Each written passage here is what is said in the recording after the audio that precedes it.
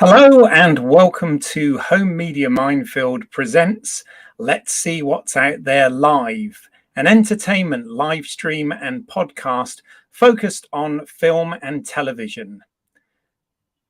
My name's Keith Isles and I am a independent filmmaker as well as a lifelong enthusiast of cinema, television. I love movies, I love films, I like watching them, I love discussing them like we're going to do tonight.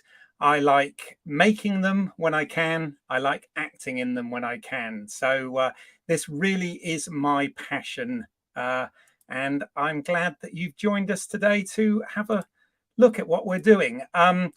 Full disclosure, today we are going to have, with the recent release on Netflix a couple of weeks ago of Texas Chainsaw Massacre, the 9th installment in the ongoing franchise, we are going to have a look at and try and piece together the Texas Chainsaw Massacre franchise.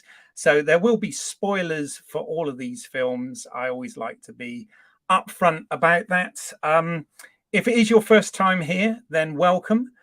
Please do check out some of the other work that we've got on the site. And if this is your sort of thing, give us a like, consider subscribing. And if you hit the bell notification, you will get updated as and when new material drops. So we cover all sorts of things here, film and television related.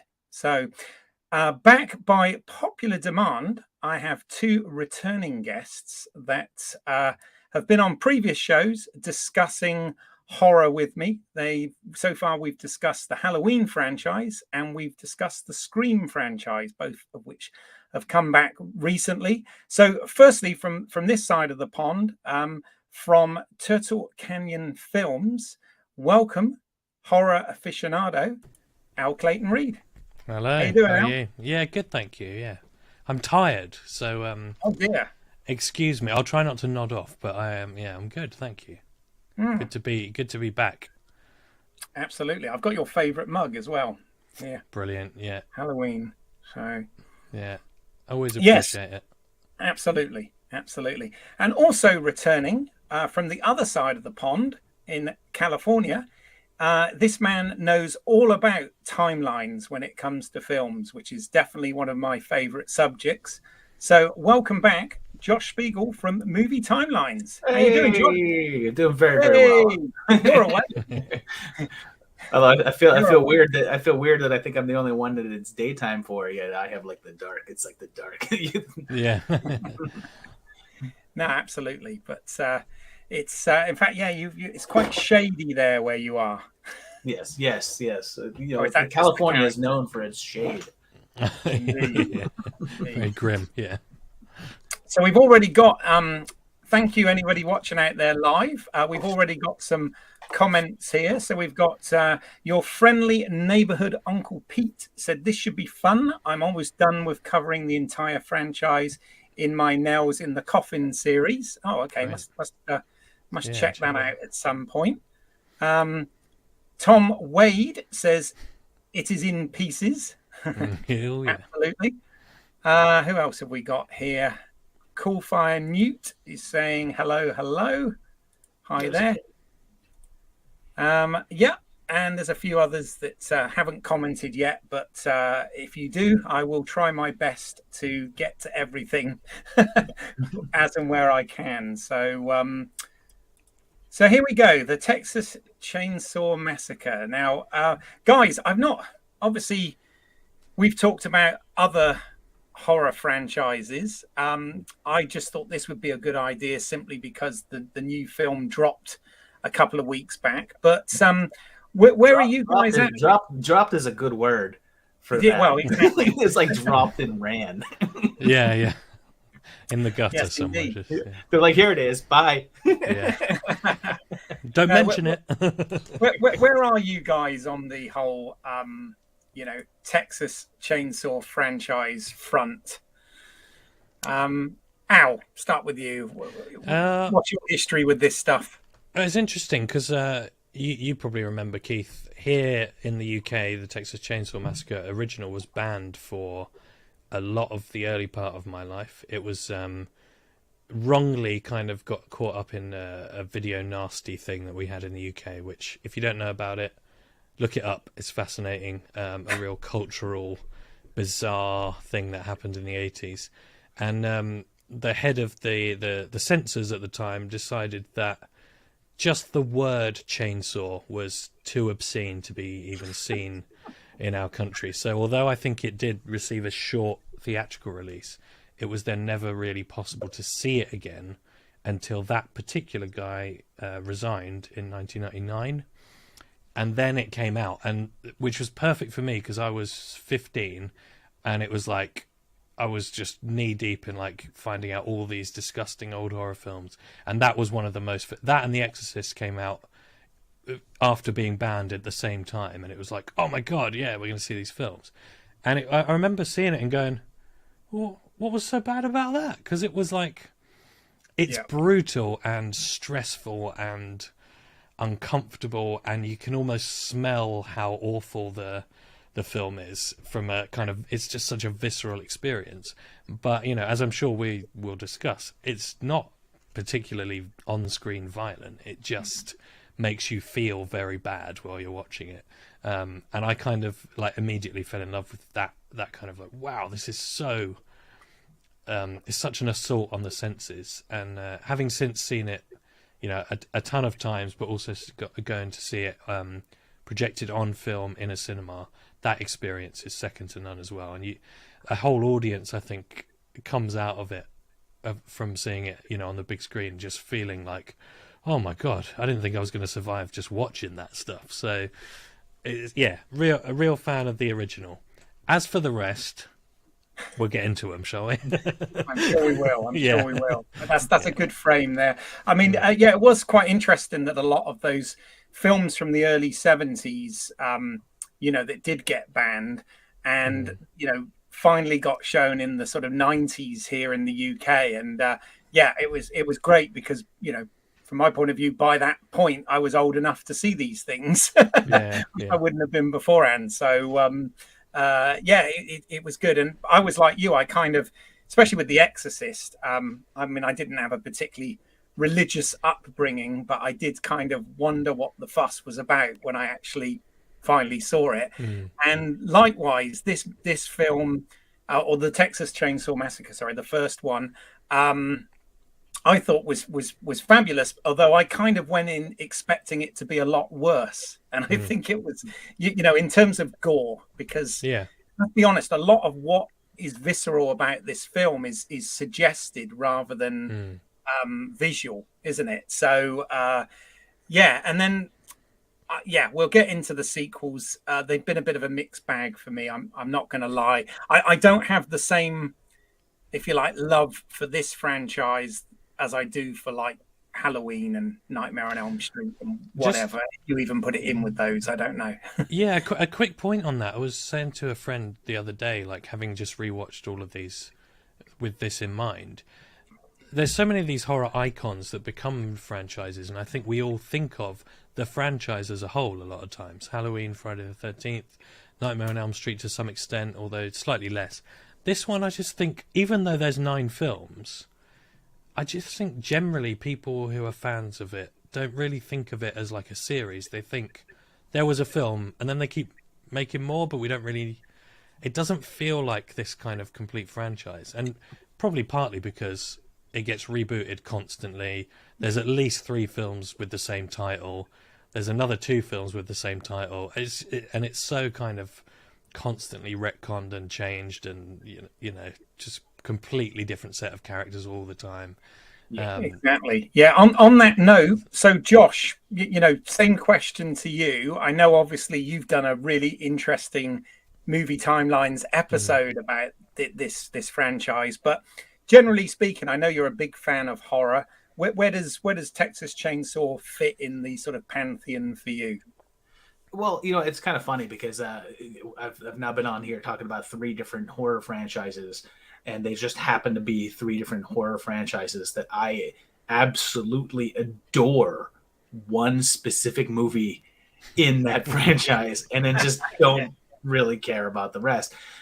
Texas Chainsaw is actually a little bit different though, because I do actually care about several of the sequels, not quite as much as the original. The original film is straight up one of the best horror movies ever made. It is a fantastic movie.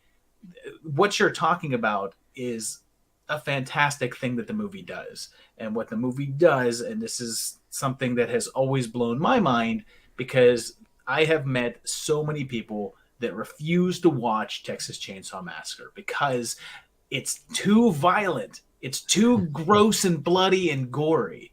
And people that I've known that have seen it when they were younger, and you talk to them and say, how gross is it? And they're like, oh my, it's the most violent movie I've ever seen. It's so bloody and gory. And it's because the movie, through very careful editing and very well shot sequences of framing, convinces you that you've seen something that you haven't seen. And that is why that movie is a freaking masterpiece. And also why a lot of the other ones just never got what the first movie's about. But. Yeah, no, for sure.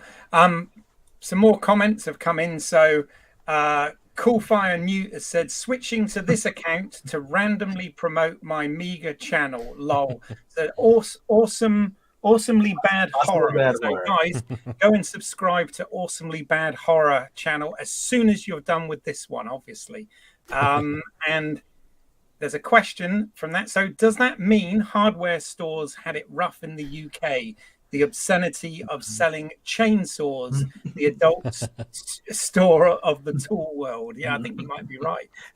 Yeah, I mean, people do not really buy chainsaws in this country, like with regularity. I don't think I've ever seen one in my life. In real life. I keep getting suckered in. I have like 4 now. You know, in America, you just walk down the street, people are like, "What, a chainsaw?" You're like, "All right, whatever." Exactly. I still remember when I first traveled to the US. This was before I actually moved out there to live.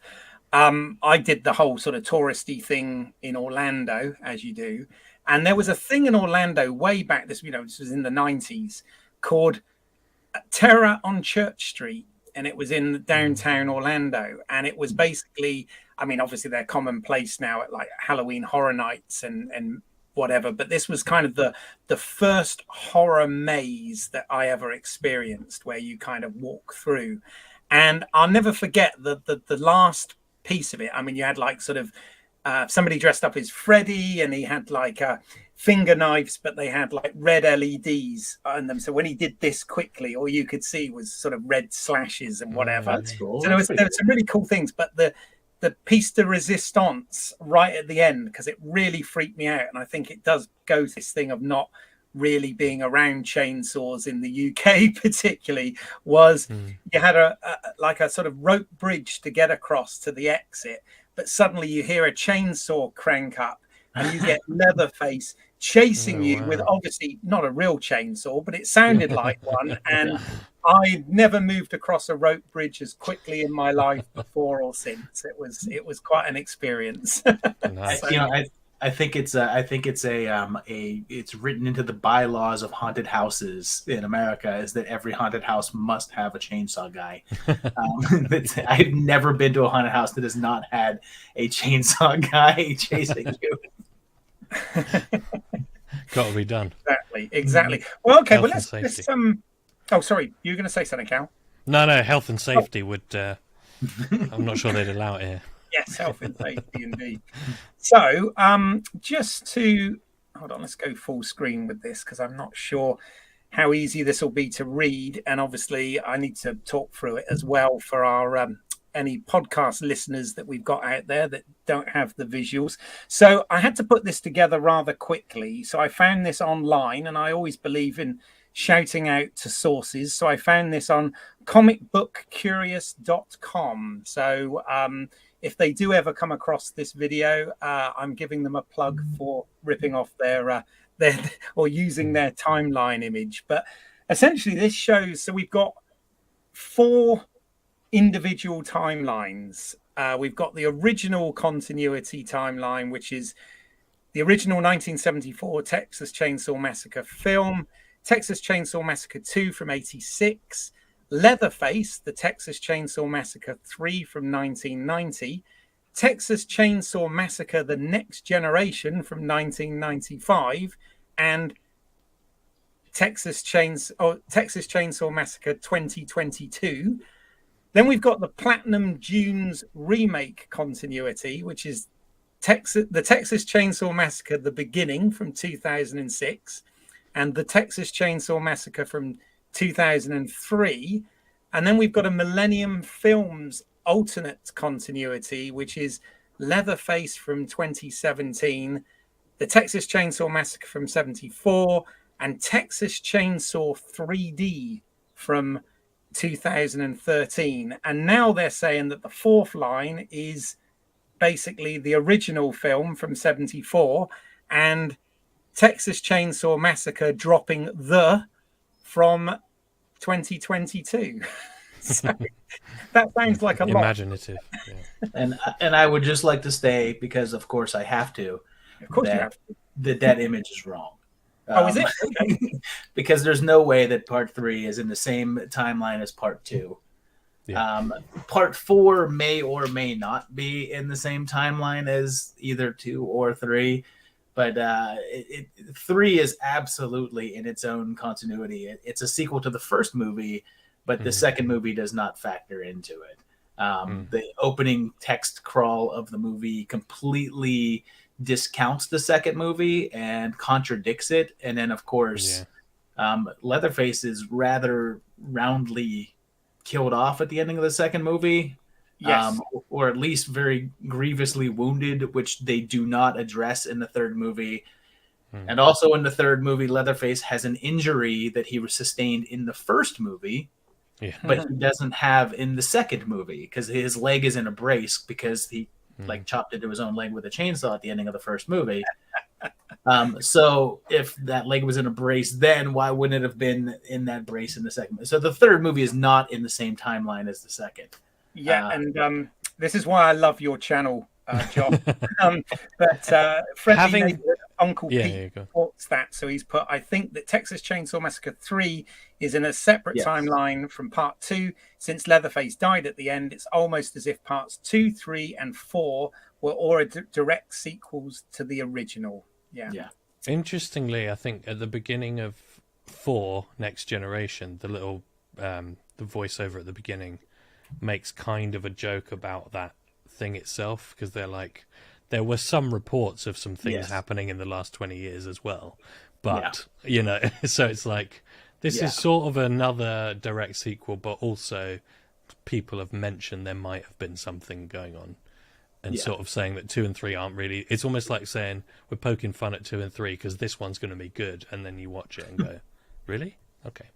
I mean, what is interesting about all of this is this sort of thing with separate continuities and timelines and multiverses and all the kind of stuff we have today is commonplace, right? But I remember back when it's a different franchise, I know, but back when Halloween H2O came out in, what was that, 98, I think it was, and that kind of ignored everything after Halloween 2, so it ignored sort of 3, 4, 5, and 6 or whatever, and that was kind of a, correct me if I'm wrong here, guys, but that was kind of, to my knowledge, the first time a franchise had sort of overtly done that. But this kind of says, well, actually, maybe this one was the first. Have you got any thoughts on this? Chainsaw was. I think Chainsaw was. I mean, I think okay. Yeah, I absolutely think Chainsaw was the first one to be like, ignore these ones. Although it's not as overtly stated, whereas Halloween was a little more blatant with how much they said that, hey, forget all this has happened. This is the actual sequel. Whereas Texas Chainsaw, it's a little bit more of a gray area where it was not basically said, forget that this happened, but it was more like, here's some information that if you're looking at this information, it means that this didn't happen. But if you're not savvy to it, then it may just go right past you. I think there's something about H2O being post Scream that allowed, I guess, the audience to be in on that as like a thing now. I wonder if before that people just would have been like, I don't understand that you can do that. And I think H2O was like such a famous one where they went, that was the marketing of it, is forget that all those ones that you may or may not have seen. We're going like back to basics. Jamie Lee's back. It was all that kind of thing. And I think they made that the thing about it. And I wonder if before Scream had kind of let the audience behind the curtain a bit with all the meta kind of stuff, whether that would have like flown as well, you know. Yeah. I'm kind of liking how this is tying into our previous live streams. It's kind of do our best. Everything is connected. I like this. Unlike this franchise. Unlike this franchise. Well, let's get into that, because one of my, I mean, I'll be honest, it's been a crazy couple of weeks, and I've not put as much content out in the last couple of weeks just because I've had things going on with my parents and all sorts. How dare you? But indeed. But so as a result, homework wise, I didn't watch the entirety of this franchise again. I know you both did, because you've told me you have, and shame on me for being the host of the show and not actually having done that. But it was a time thing. But from what my memory recalls, and this is the thing I find more difficult with this franchise than even the aforementioned Halloween or Friday the 13th or Nightmare on Elm Street, whatever, in the horror sort of slasher genre, is not only is the sort of continuity of this a timeline mess, which I know we'll get into more, but also I've never really thought of a lot of these films as being connected, simply because tonally and visually these films were incredibly different to one another. I mean, I remember when I saw Texas Chainsaw Massacre 2, which obviously again was directed by Tobe Hooper, but I thought to myself, how on earth does this connect to the original? Because this is like a sort of slapstick comedy, whereas the other one was dark and serious. Do you guys have thoughts on this? For me, like, because I think there is comedy in the first one, and the more you watch it, you kind of do find some comedy in the way, and the way they kind of interact with each other and stuff. But I think it's so kind of filthy and visceral that it's much more subtle. But definitely, like, the tone in 2 is just completely different, and in a way I kind of find that quite interesting, because it's like Tobe Hooper's gone, well, I've made the first one, so why would I do it again? I'm going to make something really different with similar characters. I think one of the things that you just said as well is that we're talking about different slasher franchises. It's funny because I think the franchise of Texas Chainsaw is a slasher franchise most of all. But the first one and probably the second one are not really slasher movies. They're not.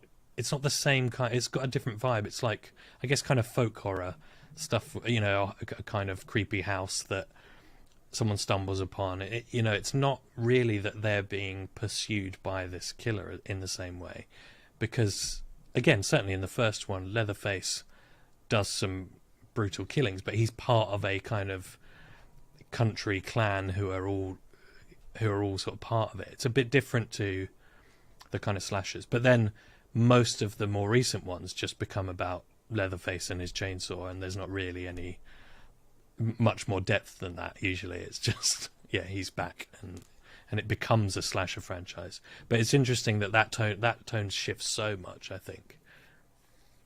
Yeah, I actually, I mean, I kind of disagree though, because I think that especially the earlier ones, I don't really feel, when I think of Texas Chainsaw Massacre movies, I don't think of a slasher movie, because when I think of slasher movies, I think of more of like the low key, like, who is it? I think of slasher movies as more like the giallo, like the unseen man with the hand. But I tend to think of it more as being like hillbilly horror, which is like Hills Have Eyes and Texas Chainsaw, and you've got those whole Wrong Turn, like that whole thing. Which to me is a different genre, but I mean, I think that there is some overlap. But but I agree that the more they got into the franchise, the more they thought that it was a slasher franchise. And part of the reason why I don't care about most of the sequels to the Texas Chainsaw movie, and I really don't care about the remake and everything, is because they kind of forget what made the first movie so great in the first place, which was that whole family dynamic and the insanity of everything. That craziness. I think Tobe Hooper, absolutely, what you said, looked at the first movie and said, I can't do that again. There's no way to recreate that. So instead, you're getting this. And he made something that was equally enjoyable, but is so completely tonally different than what you would have seen before. And but the reason why it works is because it retains that element of the whole the family dynamic, the insanity, all of that stuff retains. But then the later movies skipped one or the other. They either skipped the overall, like the third movie has the family element, but it loses the insanity, the feeling of insanity, and it just feels more like a family of killers. Same thing with the remake; it's a family of killers. So you lose that insanity part, which was what made the original one so great. And it doesn't even really, like I was saying earlier to a friend, like it. The first one is, to me, so much about, again, the insane family, but they've got their roles in that family. So like, Dad's the cook, and the hitchhiker goes out. He's like the hunter, I always think of, and then you've got Leatherface is the butcher, and they're basically all out creating cannibalistic meals. That's sort of what they're doing. Yeah, and even like Leatherface after some of the kills, he's not just this out and out killer, which he becomes in some, especially in the most recent one. It's just like, what's he doing that for? This is not the character that was originally created. And I think with some of the other big slasher icons, people like Michael Myers, Jason, they change tonally a little bit, but they always come back to that same, like, they have the same MO really throughout. They've been portrayed a little bit differently. I think Leatherface is just like, you just don't know where he goes. No, absolutely. I mean, we've got a comment in the comment section from Horror Movie Syllabus, and they've said that the 2022 movie definitely focuses just on Leatherface and ignores the rest of the family. And that is indeed a bit of a departure, isn't it, from what many of the other sequels have tried to do, right? And also, I mean, people make fun of Michael Myers in the recent ones being 61. Leatherface has got to be like 90. Oh yeah, 70. Because the original one was 50 years ago, and if you assume that he's around 20 in that movie, he should be. Do we assume that? Because I guess just the look of him, he just feels like he's 40 at least in the first one. I mean, I don't know if they. I don't know how much it's canon or whatever. But like his birth is established as being like in the early 50s. Oh, okay. In one of the in that prequel movie or whatever like that. But I mean, again, that's a slightly different universe. But it kind of establishes that he's he's still kind of young, I suppose. Yeah. I've got a whole thing about ages when we move further through the franchise. But before we do, Dimas Harris has put here, it does remind me a lot of the Romero zombie movies. None were sequels, but they did play in the same universe. Yeah. I think that's a fair comment. Yeah. That always felt like it was an intentional style. I'm not sure that we can stay the same with this lot. And plus, Romero's movies focused on different aspects. I mean, it was basically like, hey, it's a zombie invasion, whatever. Here's different characters of this. It wasn't like you had Barbara show up in Day of the Dead, and then have it be like, oh, well, it's the next day. I just happen to be about 30 years older. Yeah, no, fair enough. And so like you said, so that sort of covered, two obviously very different. 3 kind of ignores 2. And you're right. I mean, that's a really good spot about the the fact that he has the leg brace in 3, right? That he didn't have in 2, and he's alive. He's alive. So he's alive. No big gaping hole in his gut. Yeah. Yeah. And then also just really quickly on 2 as well. Yeah. Something I've only really noticed this time around watching it. I haven't seen it for a while before. There are 4 sequences in the whole movie, which is kind of like not necessarily a bad thing. It's just really interesting structurally as a film. There's an opening, then there's with the kind of 2 guys driving. There's that and the kill, and then we kind of get the whole thing with Hopper trying to speak to Stretch, the DJ character, and then there's just this really, really long, protracted scene of Leatherface trying to get to her at the radio station, and then there's the end sequence, which is like the next 45 minutes, and it's just a really weird. I don't know if I like it or not. It's just an odd structure where it's just like these are 4 just chunks of sequences rather than. I don't know. I feel like it's a fairly traditional three act structure of, because you've got your setup, which is the kill at the beginning with the 2 guys in the car, which sets the events into motion, and then that carries through, and then you have your mid movie set piece, which is like when everything kind of happens, which is at the radio station, and then you've got your final act. And the final act is everything once they get to Nomland, and so it's. I think I don't disagree that it, like the structure, it works on the 3 acts, but it's weird that it feels like these 4 very, very long sequences placed on top of the structure. I'm not again, it's not a bad thing. It's quite a good way to do it in a way, but it doesn't feel like it's just odd. It's like you kind of watch it and you go, wow, this scene's been going on 25 minutes now, and all of those plot points are still happening underneath it. So it's actually probably quite good writing, really, but it just feels like, wow, they've just been in the radio station for so long, and now they're just going to be underground for like the rest of the movie. It's just this is why I love having both of you guys on, because you are both extremely knowledgeable on this stuff, but likewise you see it from a different point of view, and I think that's just what's so fascinating about movie study in general. It's just amazing. So love it, keep this up. So if we move on then to obviously Texas Chainsaw Massacre: The Next Generation, and what I always think Josh's favorite. Well, what I always think good here is this is one that had 2 what are now big movie stars, but at the very, very beginning of their career, like I think literally the first film, maybe for them.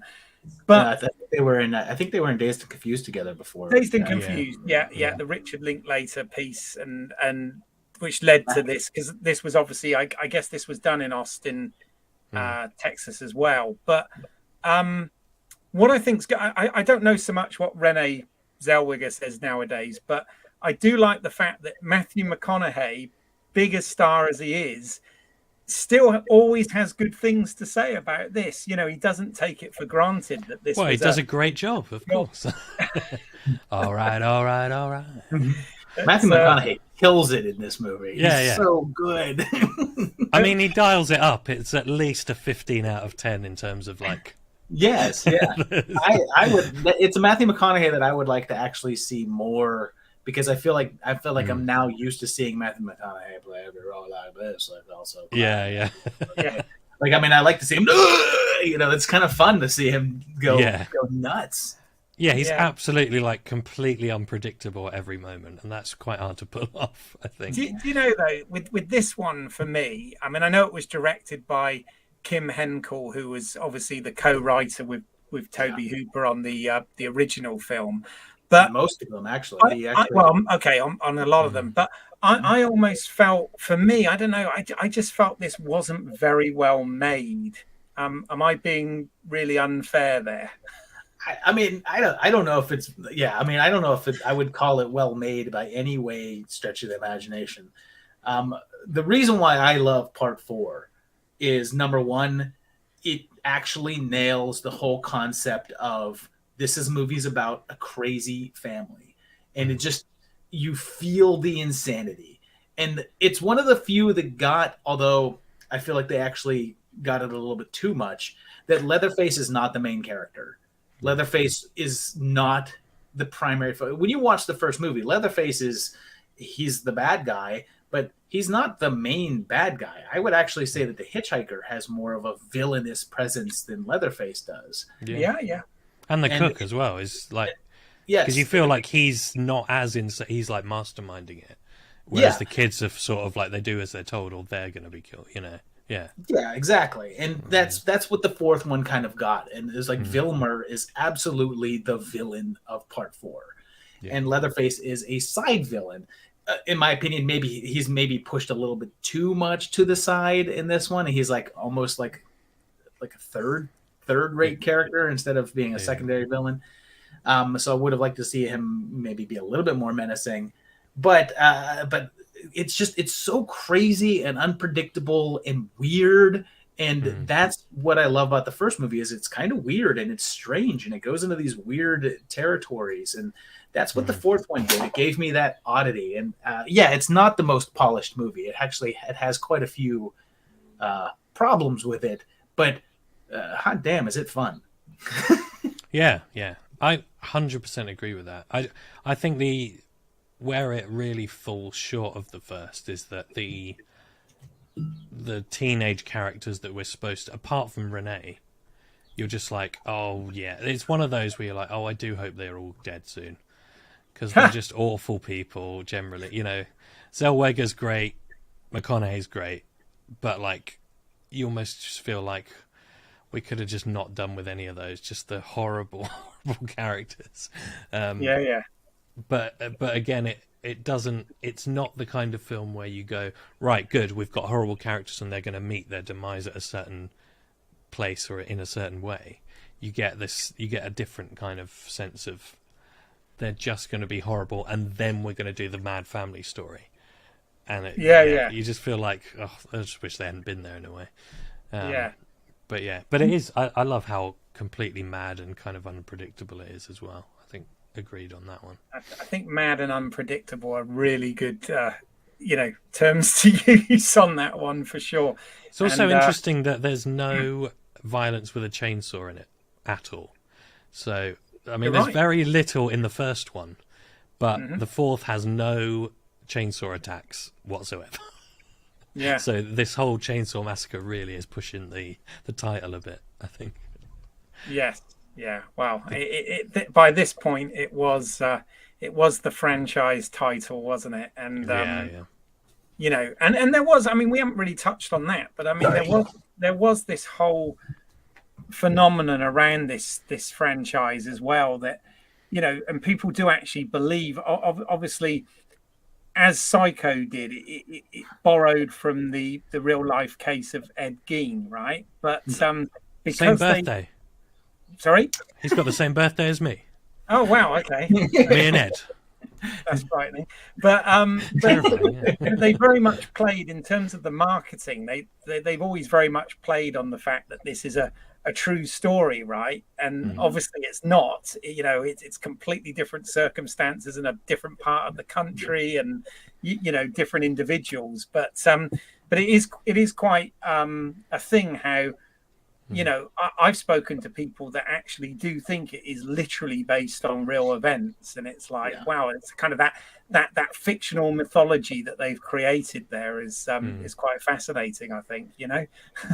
It's weird because it does bring into play like what the whole concept based on a true story really means, because it is based on Ed Gein in a way. Like there are aspects of the Ed Gein case that are picked up and transplanted directly into Texas Chainsaw Massacre. But the whole movie, Ed Gein never killed anybody with a chainsaw. It was it never came after people. He did wear a skin made of human flesh, though. Like that part is the skin mask, like the leather face. That is actually Ed Gein. Like that's something that he did. The whole decor of the bones hanging down and like the cups that were human skulls, that's all straight from Gein's house. Like that's real stuff that happened. but a bunch of kids didn't go in a van and end up at his house and hung on meat hooks. That did not happen. No. He was much more of like grave robbing was his thing. Josh, I was kind of worried when you popped out for a minute there. You left us just for a moment. I was worried you were going to come in with a new face on. No. Is he stitching a face on while we're waiting? No, I got panicked. My wife called, and I wanted to make sure that everything was all right. Oh, but everything is okay. Good. Okay, that's good. So, okay. So I've got some thoughts here, and I'm sure I actually got the feeling from a couple of things that you've said that this is something we're going to disagree slightly on. Okay. So we move into the 21st century, and in 2003 there began this sort of trend of not so much remakes and not even really reboots, but sort of reimaginings. Yeah, we first, Tim Burton did it with the Planet of the Apes story, and we sort of coined this phrase that it was reimagined. And then, of course, we had the Texas Chainsaw Massacre in 2003, which was directed by Marcus Nispel. And this was, I find it quite fascinating because Michael Bay, with his Platinum Dunes team that produced this, he was kind of doing 20 years ago what one could argue Jason Blum and Blumhouse are kind of doing in more recent years, right? With franchises, in so much as the Texas Chainsaw Massacre was a reimagining. I mean, I know it was still set in the 70s and stuff. Now, I've got to say, I kind of heartily disagree with that. Sorry? I kind of heartily disagree with that. Oh, do you? Okay, well, good. Disagree with me then. So, what do you? I mean, what have I said? That's nonsense. Well, because when I think of reimagining, I think of somebody taking a basic concept and creating a whole new story about it. I would say that the modern day Invisible Man was a reimagining, because you basically just took the idea of a guy that's invisible, and there you go. Those old, I don't know if anybody remembers them, but Stan Winston's company did a series on Showtime called Creature Features. And what he did was he took a bunch of old movies from the 50s, and he just took the title. And he said, I'm going to take this title. I'm not even going to watch the movie, and I'm just going to give you a movie based upon how I would reinterpret that title. And to me, that's a reimagining. You're taking the core concept. The Texas Chainsaw Massacre remake was a remake. It's a bunch of kids in a van that end up in the middle of Texas and end up going to a house and getting killed off by the crazy family that's there. They didn't really change much. I mean, it follows. Well, they kept the premise, didn't they? They kept the premise the same and the setting, but from my memory, the events are quite different. It's not like a sort of scene for scene remake like you got with Psycho. It's not a scene for scene remake, but I think it's a close enough comparison to keep a lot of the elements. I mean, there's even a scene where the boyfriend goes into the house and then meets Leatherface, and Leatherface clubs him on the head and drags him and closes the door. I mean, that scene is almost precisely the same. I mean, I think if we're not going to call that a remake, then what can we call a remake? I mean, the John Carpenter's Thing wouldn't be a remake then. If we're calling remakes just things that are shot for shot reproductions of the original, I think we've only had like 2 or 3 remakes in the history of film then. So, I mean, to me, a reimagining, Tim Burton's Planet of the Apes, maybe because they changed so much of that it was essentially just a guy in a Planet of Apes. I could maybe see it there. But to me, when you're saying a reimagine, I never like the word reimagining, because unless you're changing the like everything of the story, you're just keeping the core concept. It's a remake. Yeah. Well, I think what's happening is the word reimagine has been replaced with reboot now, hasn't it? Yeah, quite often. And I like reboot better. Reboot is better. Yeah. I mean, I think there are subtle differences between all of them, but I appreciate what you're saying. But okay, but my point on this, I think, less than the sort of, if you like, the semantics around remakes and reimaginings and reboots and all of this sort of thing, is for me, I actually, much as I love the original film, and that's the sacred one, I didn't hate this, but I got a feeling from something you guys said earlier that you totally hated it. Am I right? I do kind of. I don't hate it. But I do. The more every time I see it, I like it less and less, because when I saw it in the movie theaters, and I walked out being like, yeah, that wasn't bad. That was all right. It wasn't the original, but it did a pretty good job. And every time that I've seen it since then, I've been like, I like it. I like it less than I did before. Although I certainly have no like disregard for it. If you were to tell me that you like it more than the original one, I'm fine with that. Even that I get that. I don't think I'd go that far. Yeah, I mean, people like different stuff, and I understand. Like, I do think it's a well-made movie, but it doesn't hit for me. It doesn't hit for me at all. I think yeah, I mean, I agree. I think it's a well-made movie. I like Jessica Biel, obviously, but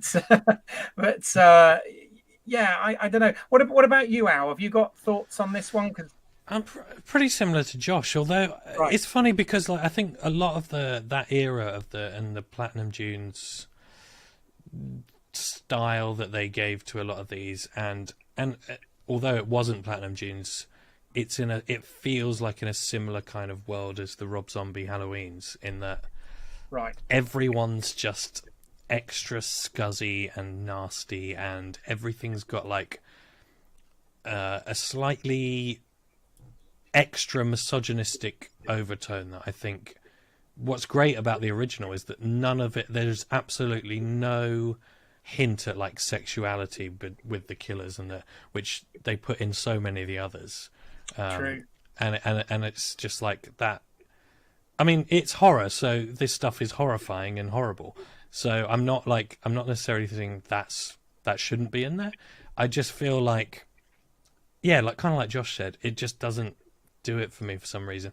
I also think that both of you kind of said it's well made. It is well made, and something about a film called The Texas Chainsaw Massacre looking that glossy and high contrast and having that many dolly shots and low angle sweeps and polarized photography just doesn't feel right when you've seen the original and you know how absolutely disgusting it is. And but sort of in a, the original is really well shot, but on 16mm, super great, not over the top, just grainy, just low down, like dirty, hot filmmaking. And this feels like someone doing a really good impression of that on Instagram, but with like way too much money.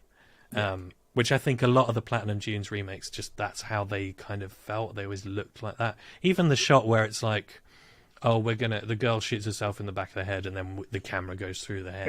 And it's like, that's a cool thing, but really? It just doesn't, I don't know. I just don't want that from these films, Yeah, no, I think that's a valid point. By the way, Horror Movie Syllabus has agreed with me that Bill is an underrated actress. Oh, yeah. I agree with that. I think she's really good in it. Someone else said, Uncle Pete said about how good her performance was. I agree. Like, she's really good in it. I think all the cast are actually really good. Jonathan Tucker is a great actor, and he's really good in there. So there are a lot of like good elements. When it's that weird thing when you've got like loads of these ingredients are really good, but the final meal I'm just not keen on eating for some reason. Well, part of it too, I mean, think about what people say about the original one and why they like it. And part of the reason why people say it's so disturbing and scary is because you feel like you're watching a home movie. Like, you feel like you're watching this weird documentary, and that's how dirty it feels. And that's why you feel scuzzy after watching it, because you feel like you've just watched something real. And the remake, it just, nothing about it feels real. I said this in my Dead Last video, and I'll say it again. You've got the little inbred boy in that movie, and he's like the product of like inbreeding, and he's part of this whole family out in the middle of nowhere. But you take that little kid and you pop those fake teeth out of his mouth, and he just looks like a regular little kid. There's nothing about him that doesn't look normal, except for like a $3 pair of dentures that he popped into his mouth. And then like in that mask, like Leatherface's mask, the character's name is Leatherface, and it's supposed to be wearing human skin. And you watch the early ones, and it absolutely looks disturbed. It looks like human skin. And the mask he's wearing in that movie looks like a mask that you'd go down to Spirit Halloween and you'd see hanging up on the racks. It looks clean and polished and glossy and like so like intricate, and it's just everything is too like Hollywood and produced. And I don't know. No, this is all. Hey, this is why I wanted to have us on to have this discussion. The thing is, the aesthetic that Michael Bay brings to things belongs in The Rock and and Bad Boys and all that. That's where it all belongs. If you put that same aesthetic in a like hillbilly, slasher, maybe not slasher, whatever this kind of thing is, it doesn't. That's not where it should be. You know. I think that's a very, very, very valid point. I just want to point out your friendly neighborhood Uncle Pete put that R. Lee Emery was also just as scary, if not more, than Leatherface. Good performance there. And I agree with that, but I'll also say real quick that when I look at Texas Chainsaw people and the characters in the movie, and again, this is the big fundamental difference between I think the first movie and the later ones, is I'm not looking for a guy that's scary. I don't want somebody that's scary that's like I want somebody that's unpredictable and like crazy. And R. Lee Ermey came off as a villain. And the cook in the first movie, he's not a villain. Like you kind of feel bad for what put them into that scenario. And you don't really feel as if he's evil. But R. Lee Ermey is just, I don't know, like he is scary. Like he's a scary, intimidating character, but he's very generic evil. Like I don't have any interest in his backstory.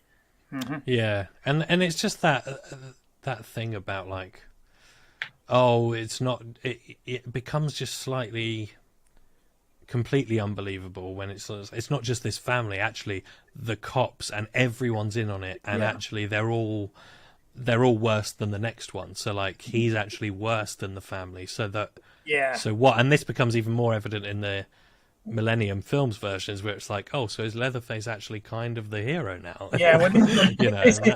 This is back to something you'll definitely relate to, Al, with this. It's kind of back to, like you were saying, with the Rob Zombie Halloween films, and we've discussed before.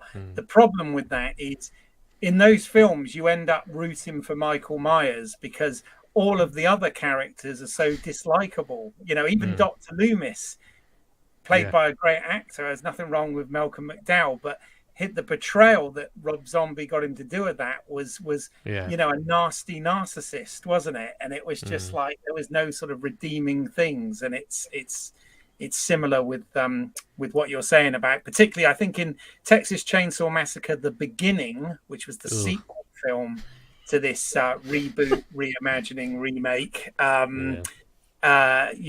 played on that even more. Horror movie syllabus is just supporting exactly what you said, Josh. I feel like many of the slasher remakes have this issue where they look too glossy and clean compared to the 70s and 80s originals. So I think that's changing now. Me and Professor Victor agree on something. I think that's changing now. I think the more recent stuff, they're really trying to look at what this wants to do is try to emulate that kind of stuff. Whereas I think there was this point in the first decade of this century where it was like, no, this is how everything needs to look. I guess it's changing culture and what a movie-going audience is kind of expecting. But I think for a lot of fans of these originals, that particular time period and that look that so many of them had, is just a bit disappointing, I think. Yeah. I mean, this is going off on a slight tangent, but high def and HD and 4K is like probably one of the worst things to happen to horror movies. Yeah. Period. Actually, this is not going off on a tangent because this channel is Home Media Minefield. Yes. So that is actually very relevant. Yeah. But Keith, we're basically saying you have to return completely to VHS from now. VHS. Hey, you know what? There is still a, if you like, it's a very niche thing, but there is still a companies out there that produce VHS, and there is still. In fact, I went to here in Al know about this, but here in London, we've got an independent cinema called the Prince Charles Cinema, which is down in Leicester Square, and a few years ago, I went to. They had an all-night VHS movie marathon.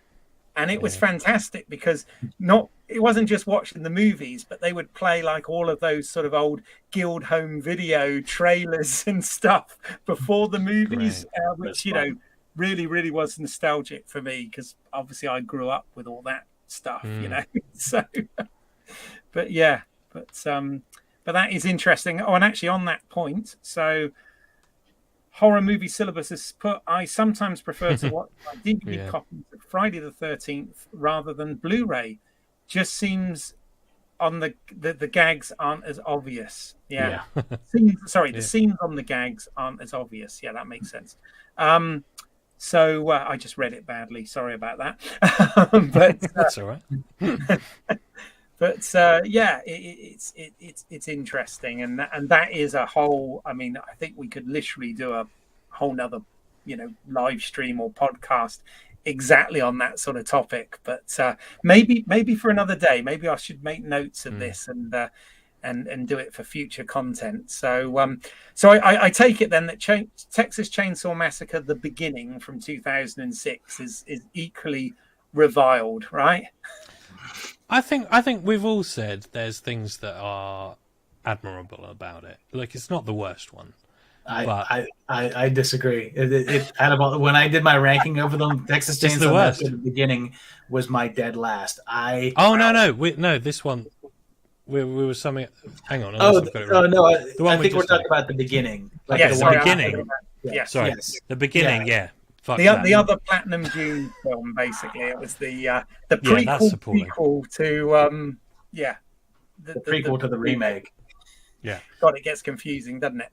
And talking of confusing, then we next move up to 2013, and I've got a massive rant about this one. So, wait, could I just make a?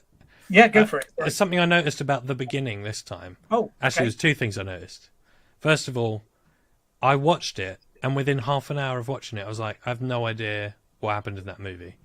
It was so, just sort of noisily violent, and everyone was just shouting and screaming at each other for an hour and a half, and I was like, I've forgotten it already. Yeah. So definitely the most forgettable. And second of all, it was interesting that I think the 2003 one kind of started it was one of the first in that decade where we were moving into like the torture porn area. Right, and then 2006, we've now had Saw and Hostel. So 2006, they were like, right, we need to now top all of that. And that just felt like, right, everything is a gag. How many people can we split in half in how many different ways? And it was just so boring. It's just so boring. I agree. It was a bit. It didn't really add anything to the mix, did it? It had Dior Baird in it, so I mean, one good thing for it. Yes. Yeah. No, absolutely. It also as an origin story, which is what they kind of build it as. It was just like, it wasn't a very good one. Yeah. We haven't learned anything really. They've had a couple of attempts at origin stories, and we will get to that. Obviously, we move into the next decade with 2013's Texas Chainsaw 3D, or as it's known nowadays, just Texas Chainsaw, because obviously this one was capitalizing on the fact that 3D was the thing, wasn't it? Since 2009 and James Cameron's film, Avatar, everybody was making 3D and everybody was showing everything in 3D, and we had 3D conversions and shop for 3D and all sorts of different things.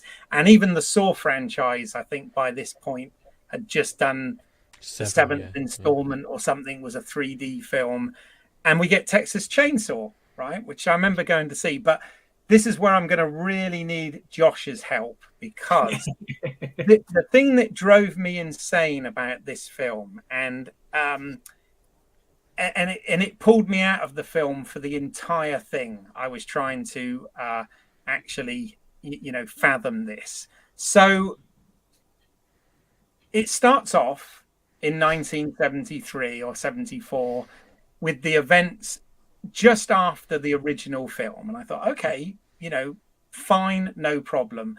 And it's discovered that there's this baby that was abandoned with the family, right? But it then cuts forward, right? And we meet the main protagonist, who's this, girl that's now grown up.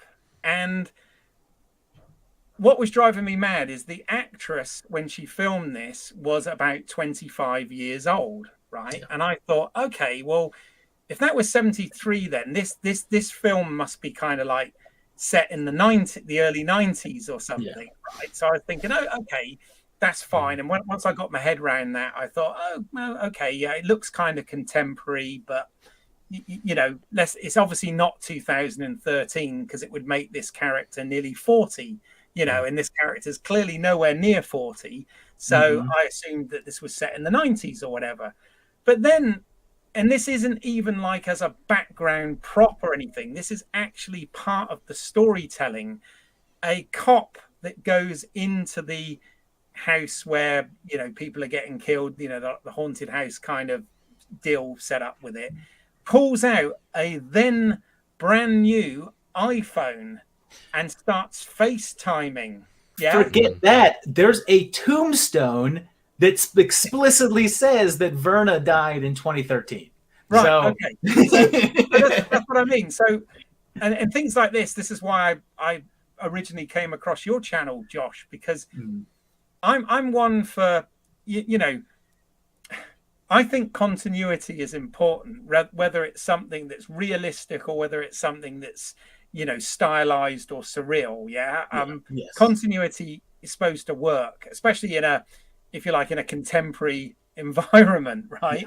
And people's age and all of that sort of thing matter, because otherwise it doesn't make any sense. So this pulled me out of this film just for that. And I really was in knots about it, and it stopped me enjoying the film. I don't actually remember whether it was a good film or not, because I could not enjoy it because my continuity head was just going nuts with this. So am I crazy, or did that bother you guys?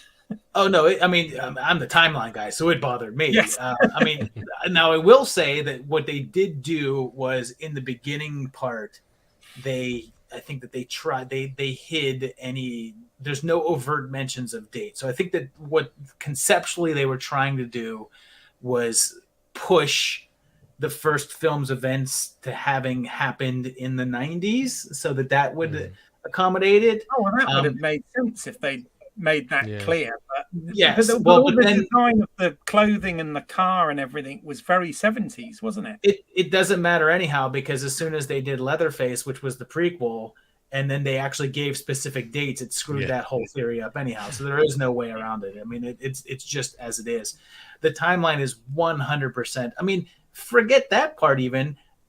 Just take the fact that you have the sheriff and the mayor who are there in 1974 and then pop up again later in 2013, and they look like they didn't even do any aging makeup on them. Like they didn't even like they gave the one guy like a slightly different hairdo, and they're like, "Here it is." He's like 25 years later. This is what he looks like now. Whatever, it's the same. So, I think actually, friendly neighborhood Uncle Pete might be correcting me then. So he said, I think they made it I guess that's supposed to say 2000s, not the 2000s, just to have that scene where the cop was FaceTiming in the Sawyer house. But I thought it was a fairly new. I'm a bit nerdy with iPhones, and I thought it was like a 2013 iPhone, but oh no, I think it would have been, because, like you said, the gravestone is about she died. Yeah, I think it's 212, but it's. Right. I really think that they were just that they were just thinking like, well, people aren't going to pay attention to it. Yeah. Yeah. Well, Um, Tom Wade's put the filmmakers actually tried to muddle all the timelines, so it could be between the 70s and 90s. I like it. And D Gulag says Texas 3D stunk, even in the theater. Yeah. I'll jump in there if you want. Please. Go ahead. I liked it. I remember watching it the first time and not really paying attention and going, oh, this is shit.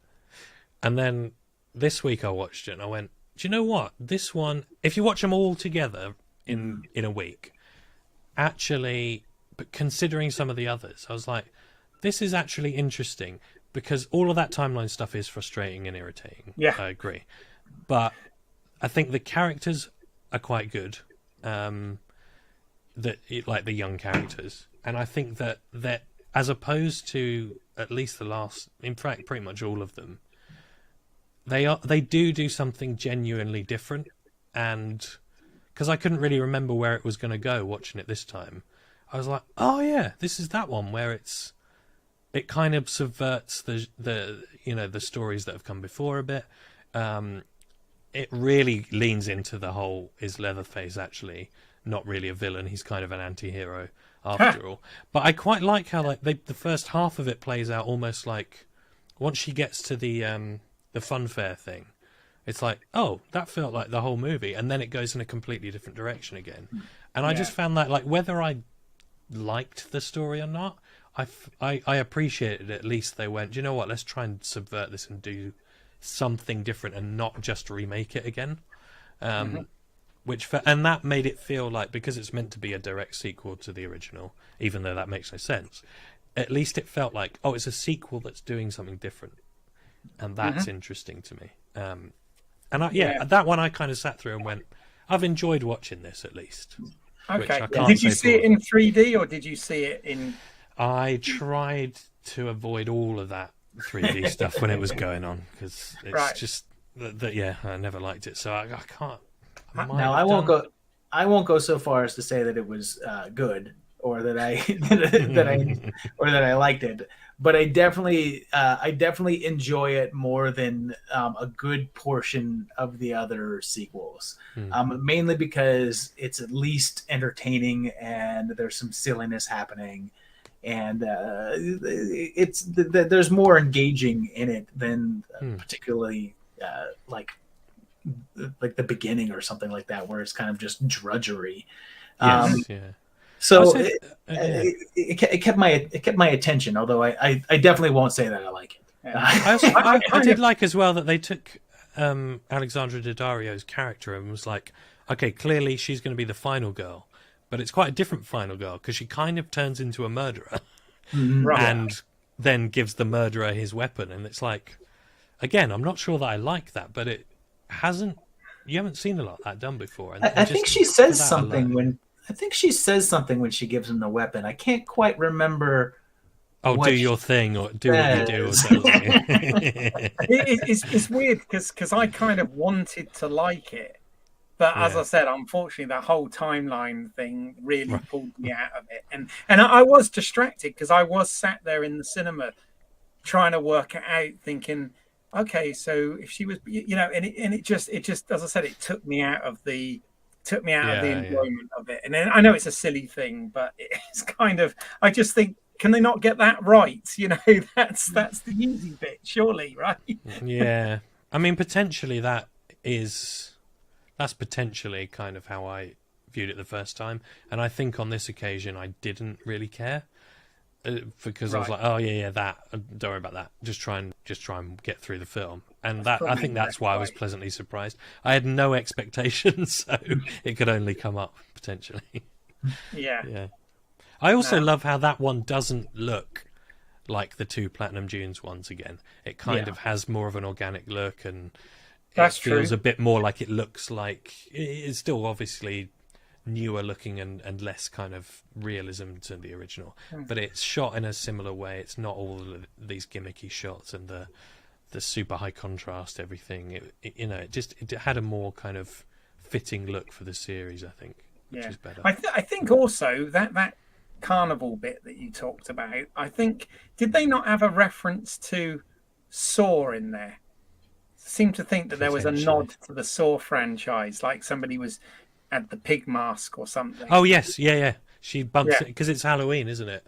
Yeah. And she bumps into a kid, and he's wearing it was part owned by Lionsgate, so it was a little. Yeah, but again, timeline wise, that doesn't work.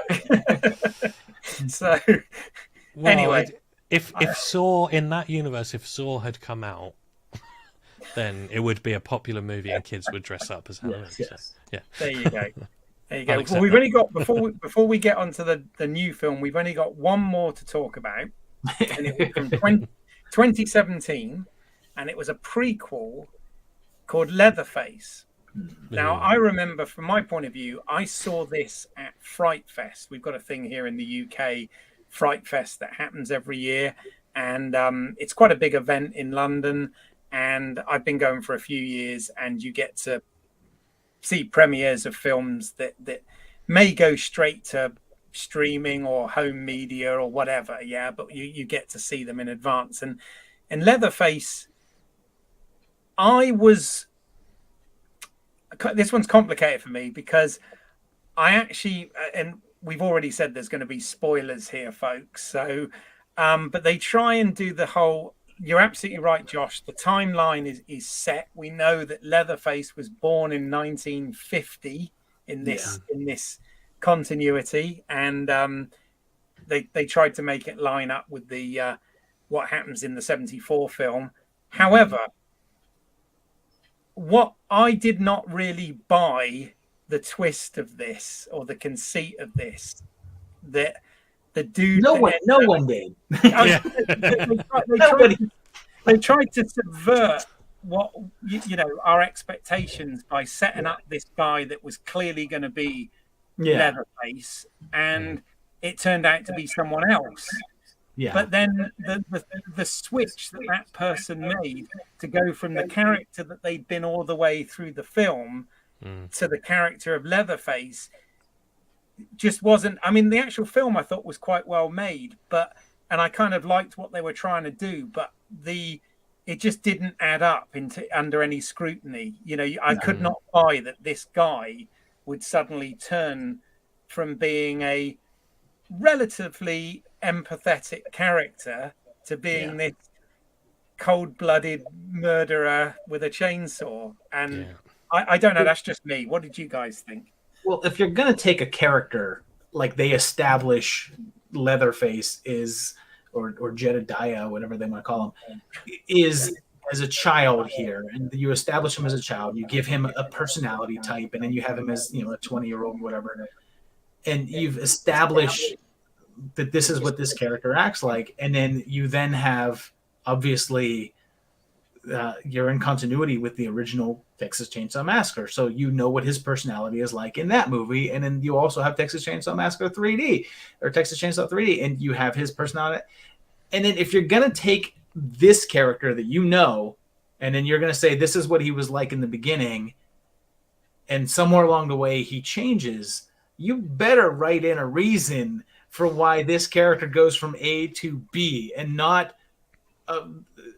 like, oh, he was shot in the face. I mean, whatever. That explains why he wears a mask, I guess, but not why he goes from being a smooth ladies' man to being a gibbering man-child, literally just a couple years later. It makes no sense. Well, and also, he gets shot in the face, and then it seems like he has no memory of who the nurse is, 45 minutes later. Yeah. He's I don't know who that is. I'll kill him. Yeah. It was. I thought it was horrendous, that one. Right. It was ranked dead last amongst all of the people that vote on it for my show, Dead Last. The people except you. The series. I didn't have it as my dead last, but I think I had it. I believe I had it in second to last. I mean, I had it pretty darn low. It feels like, I don't know what it is quite. Maybe just the performances from a lot of them. It felt like a Hallmark TV movie, just with more violence. It just did not feel like a theatrical film in any way. And I know here it didn't get No, it didn't get I was that going to way. say, apart from Fright Fest, where Yeah, it was exactly. shown on the big screen, but it makes sense. It just feels like, is this on TV? It just didn't, and not even value. It just, something about it just felt like kind of soap opera level of the way people were interacting with each other, the way it was shot. It just feels very. There's even like really short fades to black that feel like we're going to a commercial like 3 or 4 times in the movie, and I'm like, it's just very odd. Was this actually made for TV after all? Stay tuned for the exciting conclusion of Yeah. and this, And it also maybe cynically felt like someone went, oh, what was that Rob Zombie Halloween movie? That actually made loads of money. Should we just copy the first bit of that? It seemed to have worked. Not realizing that most people didn't really like that, even though it did make a lot of money. this was actually, I think this one was actually made in Eastern Europe. I don't think it was actually shot in the States, this one, but it did have Stephen Dorff in it, so it had some names. But yeah, I don't know, I just kind of, I mean, the experience when you watch something at Fright Fest is a bit different anyway, because it's with an audience that are all there and invested in what's going on. But it was one of those films that I thought 70% of it was fine, but it didn't stick the landing, and then it bugged me, because it much like I get annoyed with timelines and ages and all of this sort of thing, I also get annoyed with characters changing drastically for no apparent reason. Yeah. This just didn't make any sense at all. I was like, what a shame. But fair enough. I haven't got a lot more dead to say last, about it, Wow. Dead last. It got the worst. Okay. So that brings us obviously up to the new film. So obviously the original, as we've discussed at length here, directed by Toby Hooper and co-written with Hooper by Kim Henkel. The new film, 2022, which is obviously on Netflix now. So directed by David Blue Garcia and written by Fede Alvarez and Rodi.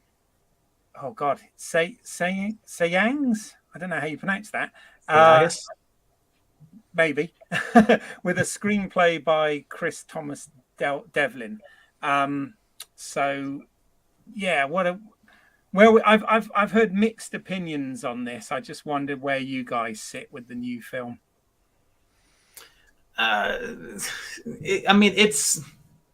It's pretty bad, but it's not like so bad that it.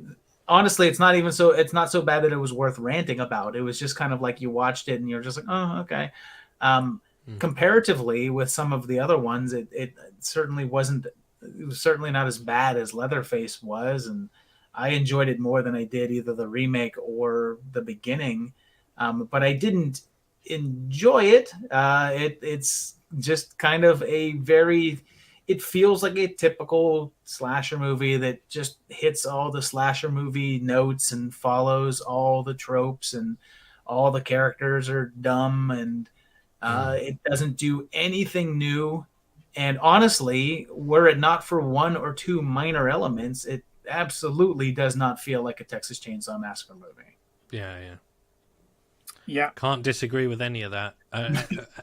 And it's, again, like we said about the last one and copying a Rob Zombie style, it felt like someone went, that was good when they brought Laurie Strode back, let's do that. But no one thought through that. I think Laurie Strode, for horror fans and for just generally culture in general, Laurie Strode is like very, very well known as the final girl of Halloween, and she's been in a few of them, and that story was so about Laurie, the original Halloween. Sally Hardisty's not really like... She is a final girl, and she's a good one in the first one, but I just don't think, again, that this is like a franchise where people go, oh, we need Sally back in it. And that fact coupled with she comes back as someone that is just like, well, you haven't really thought that through. Mm-hmm. There's been no... when Laurie comes back in 2018... she's in it for the whole. We learn what she's been doing for the last 40 years. In this, was just like Sally's just been sat by the TV for 50 years, and then just goes, right, I'm gonna go hunt him now immediately. There just doesn't seem like it. Just doesn't. I don't buy it for a second. It's so odd. The funny thing is I actually sort of approve of them. Like, I'm fine with. I was when they said that they're bringing back Sally, I was like, that's cool. I'm fine with that. And honestly, I feel as if the rationalization for having a traumatized Sally 50 years later is actually more sound than having a traumatized Laurie 50 years later, because in the original Halloween, Laurie's encounter with Michael Myers is like very, very brief. She basically tussles with him for the equivalent of like 10 minutes. Whereas what Sally went through was much longer, much more extreme, much more damaging, and obviously drove her insane. So I think having this character that was insane and was dwelling on this moment of her life for so long that it haunted her, I think it actually makes sense. And having her come back, to me, is actually a decent move, except the way that they did it in this movie. Yes, that's basically what I'm saying. It could be, but they didn't do any of that.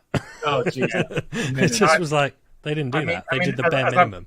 As I've got on this slide here, this is instantly what I thought. It's like, okay, they're really leaning in on the fact that the requel is the buzzword at the moment. And I did feel, apart from the fact, obviously they couldn't use the same actress because sadly Marilyn Burns died about 3 years ago, I think. But they had to recast, which is fine because there's a big enough you know, amount of years have passed that you can buy that. But it was very clearly, right down to the shotgun and the long white hair and all of that sort of thing, absolutely trying to do a Laurie Strode from Cynical. Halloween 2018, wasn't it? It was quite blatant that's what they were what they were trying to do here.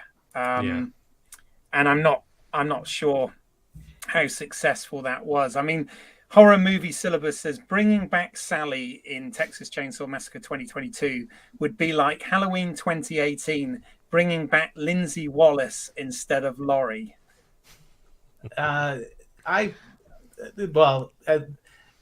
often happens with Professor Victor from the Horror Movie Syllabus and I disagree with that. I actually feel as if I feel as if Sally has more reason to come back. Like, Sally has more reason to be obsessed with this than Laurie ever did. Like, maybe Laurie from like one of the earlier timelines, possibly, or if they were including part 2 where Laurie's incident happened through the whole night. But, you know, she had a horrible traumatic experience. Sally as a character coming back works. Sally as coming back in this movie does not. But the concept is sound. The concept is great. If you'd kind of almost copied Halloween more, have her in there from the beginning in some sort of fortified house on the edge of the same town where she's stuck around because she knows she has to kill him one day. Whereas what it seems to be is like at some point halfway through, oh, it's her. Is it her? Yeah, she's watching TV and she just, after 50 years, she comes across this violent scene and goes, I know, there's no doubt that's Leatherface. It couldn't possibly be someone else or an accident. That's Leatherface. And so it's like, I mean, the fact that she even calls him Leatherface, why would she have called him that? Well, how would she? Yeah, no, exactly. So on that note then, how do you guys feel about in terms of the timeline and the continuity and you know, Leatherface now being a 70-year-old or whatever, but you know, he's been in that orphanage which Alice Crease was running for the 50 years essentially, or nearly 50 years, you know, since the end of the movie or whatever. And obviously we've got these social media influencers coming and taking over this village. I mean, this small town. So, I mean, did any of this work for you guys, or do you think that was kind of misplaced as well? I kind of like, again, as with what Josh has just said, I'm not against the idea of it. I think it's quite a cool idea in the sense that no matter what age you watch a horror film from, they're usually some sort of product of their... The good horror is a product of the conversations that are going on at the time. And I think stuff like gentrification has been a big thing of the past 10 years. Like, these are things that people talk about a lot. And this kind of hipsterization of a decaying American town is a real, like, conversation piece. So in terms of placing it in a 2022 age, the concept of that, I think, is like, that's quite interesting. It just felt like it was just done so... It was really on the nose, but at the same time not thought through well enough. Mm-hmm. It just felt very, very cynically and sloppily done to me. Where, again, it felt like, it's not a bad idea, but you didn't do it very well.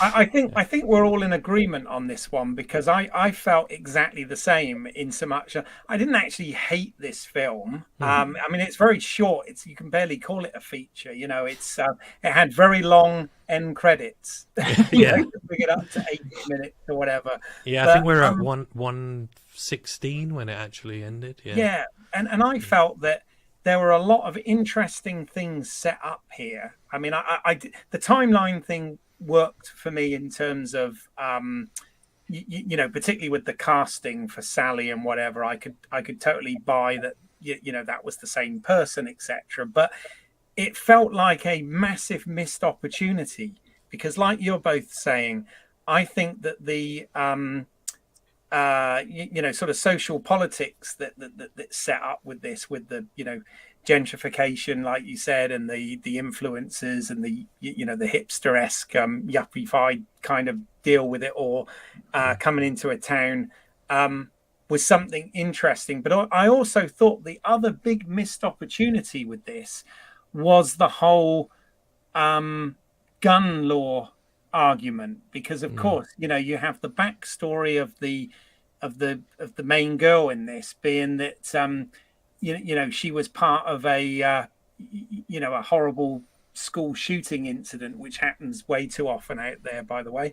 But you know, and that was her trauma. She was a survivor of that, and she was carrying obviously some guilt, because, you know, she had the survivor's guilt and felt that she didn't do anything and had lost confidence and all this.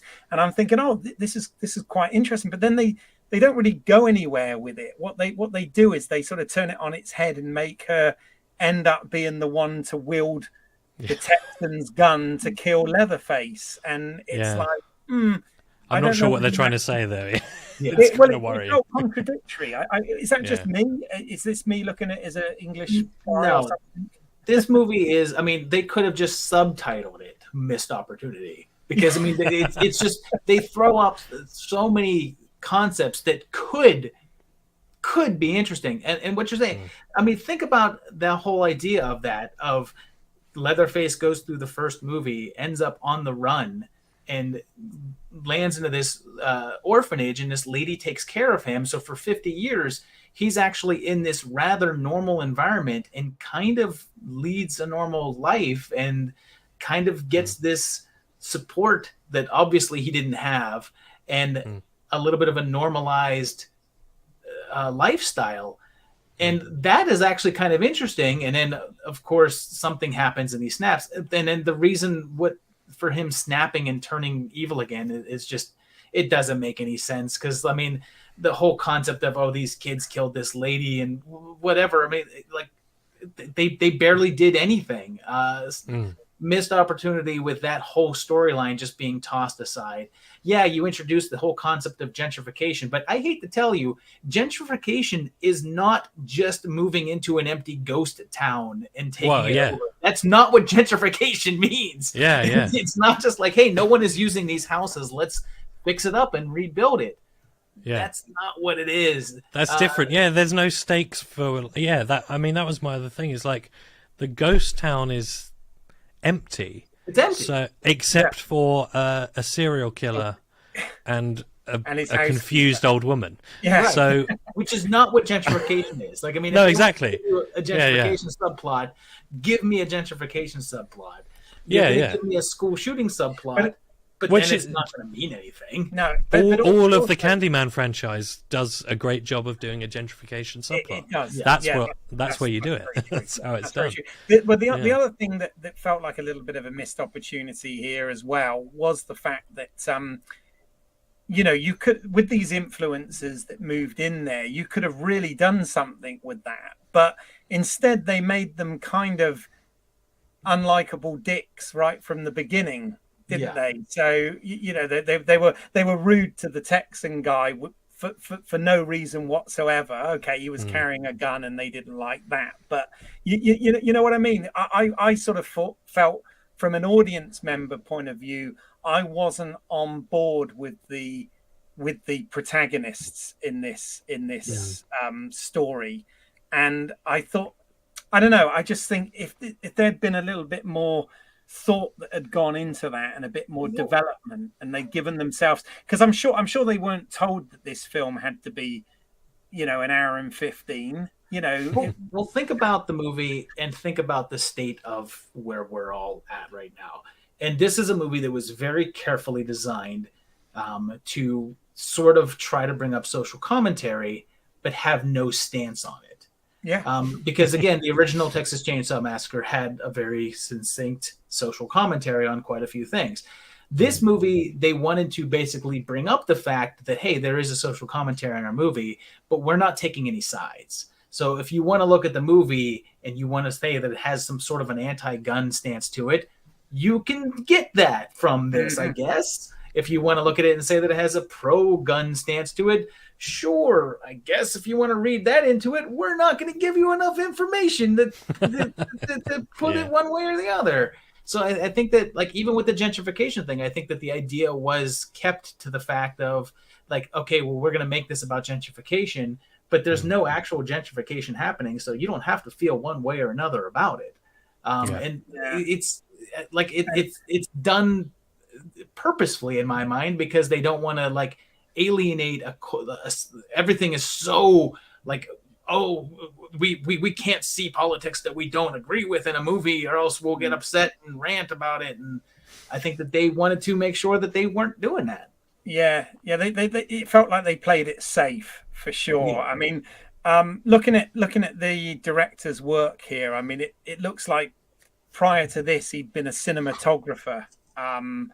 This looks like pretty much the first thing he's directed. I'm not sure what the writers' backgrounds are, but it was that. And then the other thing that felt kind of like obvious with this was the whole use of Sally in this was clearly, as we said, trying to borrow and cash in on the sort of Laurie Strode Halloween thing, but it was almost like they wanted to subvert that by killing her. Yeah. But that kind of happened in a pretty unceremonious way, and then again the logic button hits where okay, you've lifted her up on the end of your chainsaw and thrown her like 30 feet or whatever, but she's still able to pass the gun and she'll be fine for a while still. Exactly. It's probably much more of a Laurie Strode returns to Halloween Resurrection than what they were going for. Right. Yes. Yeah, and I mean, and I know the one thing I will say about the movie is at least it did have some pretty creative and interesting death scenes in it, because I will say that whole broken wrist stabbing scene did actually make me go, oh, okay, that was cool. I haven't seen that before. And again, we've got to talk about the bus scene as well, right? The broken wrist stabbing had me like split my brain in two, because I was like, especially like the teenage part of my horror fandom was like, that's so cool. That's what I wanted to see when I was a teenager. But then the other bit of me was like, but Leatherface can't do stuff like that. That's the kind of stuff that Michael and Jason can do. So once again, it's an inconsistency in the character that he can't do that. He's he's just basically a fat guy with some tools.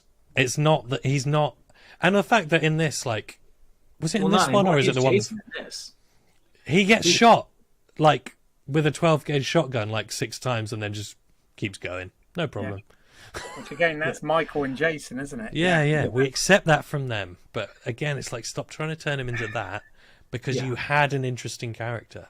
One of the things that I love about Leatherface is from the very first movie, like after I think it's just after he hangs up the woman on the hook, and he sits down in the corner and he just puts his head in his hand and he's like rocking back and forth. Mm-hmm. And although you can't see his face because it's covered in the mask, it's like he doesn't want to kill people. He just can't.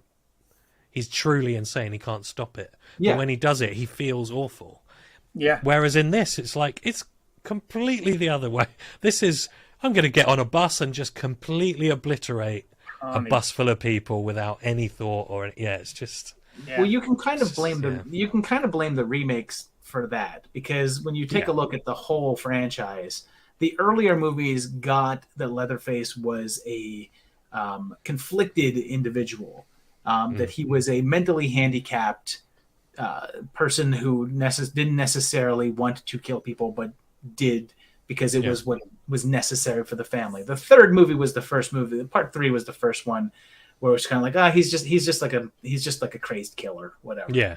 But then Part 4 had him be like more of that like crazy bit again. But then ever since the remake was just like, he's Jason, he's just Jason, whatever. Yeah, he's Jason. Yeah. And from that point on, every movie after that, he's just been Jason with a chainsaw. And I think that's exactly why this one feels more disappointing in a way, because it feels like this was a chance in 2022 when we kind of like, we're so much more aware of what was good about nostalgia from these films and stuff.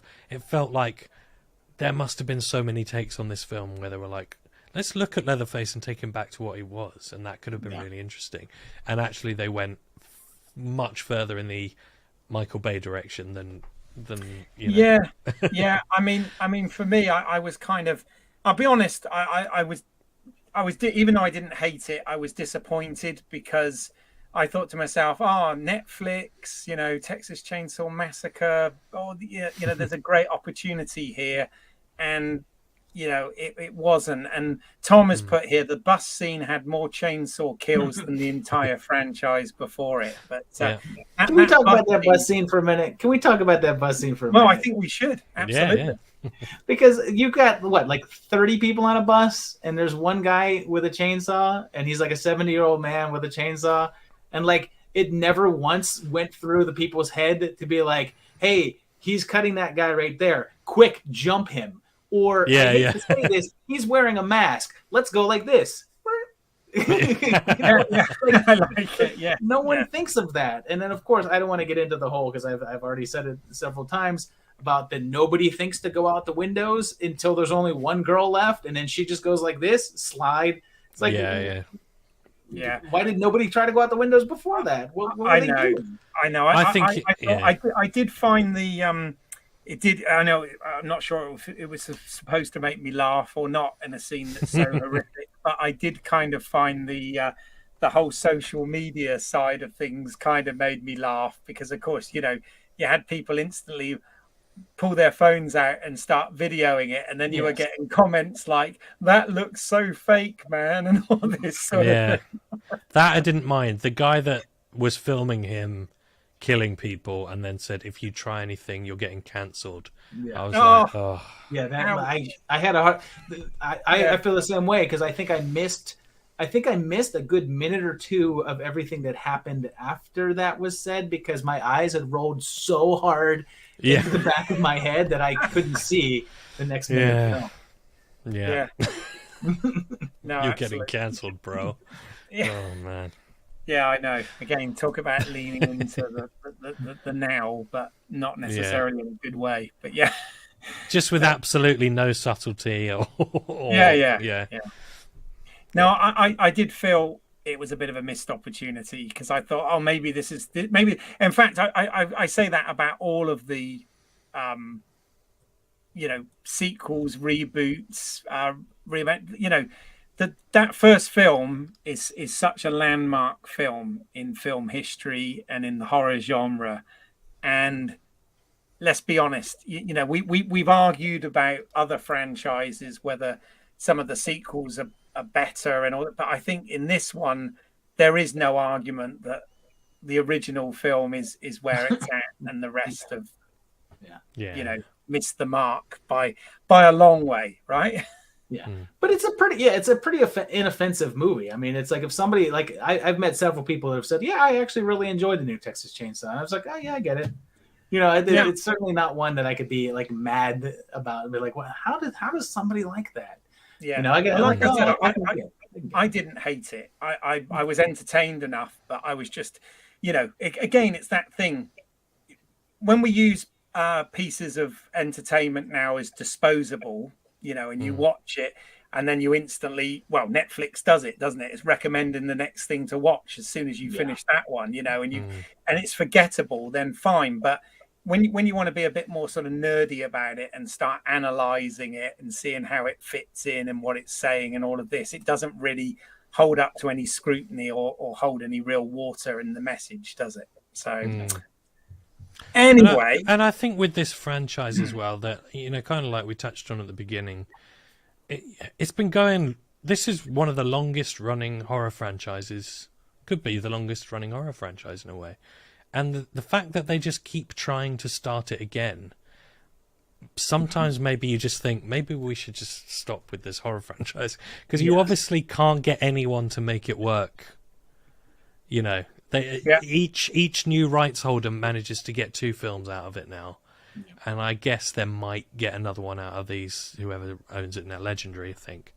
Yeah, and then it'll probably go again, and it's like maybe we just leave this one alone now because it's not working like it's working for Halloween and for Well, the one thing I will say about this one though that is, I guess, somewhat interesting is that it doesn't. Yes, I know. It doesn't necessarily flat out say that none of the other ones could have existed. Like theoretically, you could say that some of the earlier movies did happen. It doesn't contradict them, or I mean, there's like I think there's one of the earlier ones that said that Sally died.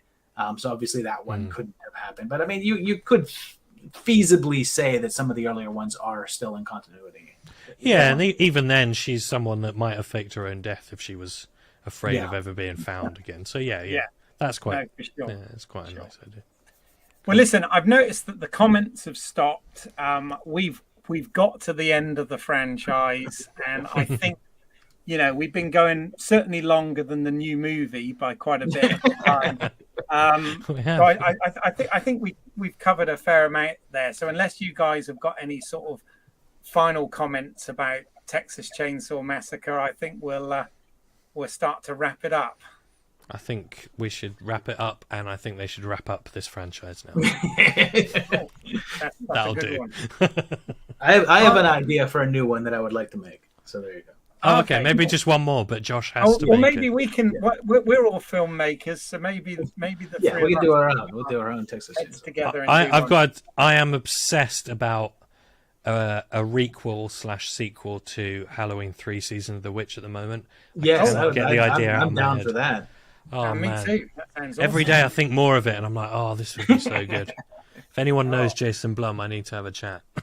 Yeah. Well, Blum would definitely be up for doing that. I do like the work he's doing, and this stuff. But okay, so Josh, if people want to find you, I mean, obviously I've put the screen up here, but for the benefit of those listening, where can they find more of your work? They should go to Movie Timelines on YouTube and check out the wealth of the content that is available there, including today's Mothra timeline and Monday's very exciting Sorority House Massacre video. Very excited about. Great. And yes, there's a lot of stuff coming your way that I'm very, very pumped about. I need to go shoot some stuff today, actually, a little bit later today. I need to go into the woods to do some filming. Ugh. Oh, wow. Cool. All right. Well, we look forward to that. I will put links in the show notes. In fact, they're already in the show notes as to where people can find more of your work. And of course, as it's got there, you've actually done a horror movie timeline on the Texas Chainsaw Massacre franchise. So if you want to go even deeper than we've talked about it today, please check that out on Josh's channel. So, and you can find him as well on Instagram at Movie Timelines. That's right, isn't it? Yep. Yes, just Movie Timelines. Cool. Excellent.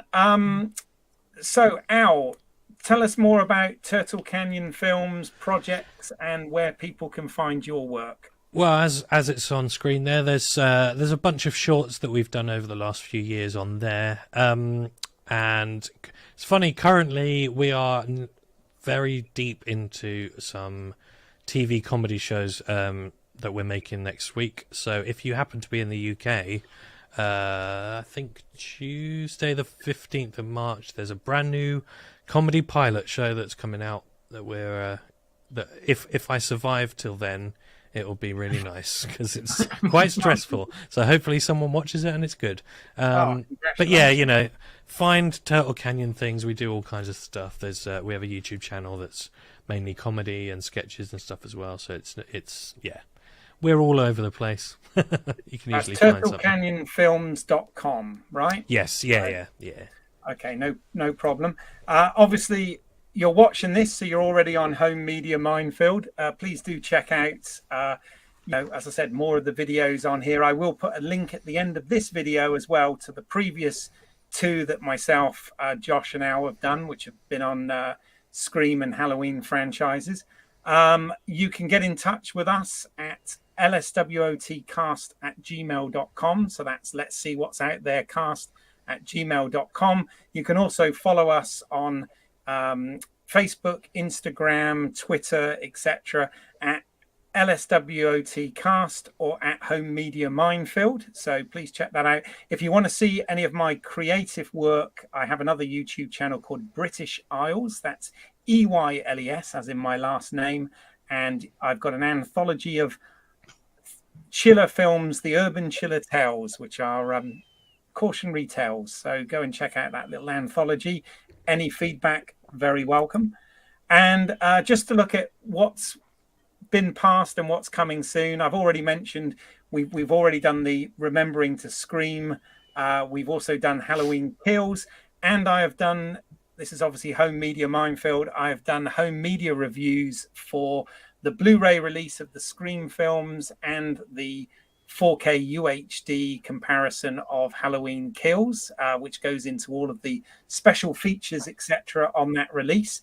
And coming very soon, Star Trek Picard is back on Amazon Prime with its second season. So let's see what's out there, which is where our title comes from. We'll be getting back on Trek, as we said there, for coverage with Pete Mealy on those films. So please do check that out as well. But that just leaves me really to thank my wonderful guests once again for joining this. I really appreciate you having you on. I also appreciate everybody that's put comments in the stream today. I really do appreciate the input. And if anybody's finding this after the fact and you still want to put comments in, then please do that down below, and I will be sure to respond and get back to you. And as I said, please subscribe for more entertainment and information. But for now, thank you everyone, and we'll see you at the next Let's See What's Out There. Bye for now.